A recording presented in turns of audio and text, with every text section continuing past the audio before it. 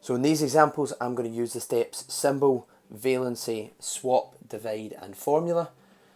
You might not lay it out like this every single time, however these are the steps that you would follow every single time, so I thought it best to show you this way. The first example that we're going to look at is carbon chloride and working out the formula for it.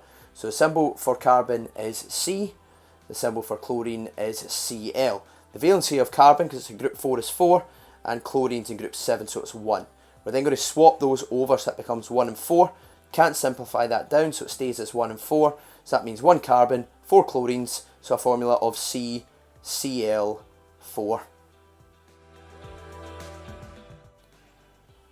Next example is magnesium oxide. So it's a bit trickier, this one. So the symbol for magnesium is Mg, symbol for oxygen is O. The valency of magnesium is 2, valency of oxygen is 2. Swap that over, it becomes still 2 and 2. But this time we can divide it down because it's a ratio, it becomes 1 and 1. So that means our formula is now MgO. This example is going to use a complex ion, so we're going to do sodium sulfate.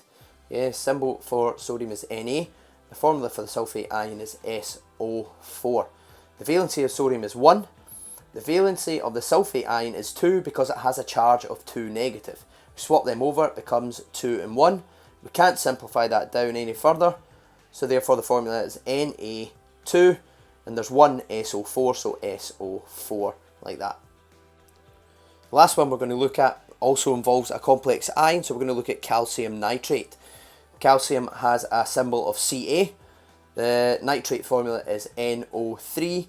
The valency of calcium is 2. The valency of nitrate is 1 because it's got 1 negative charge. We swap them over, it becomes 1 and 2. Can't simplify it down, so the formula is Ca. I've now got 2 NO3s, so we have to put that NO3 in brackets and put a 2 outside.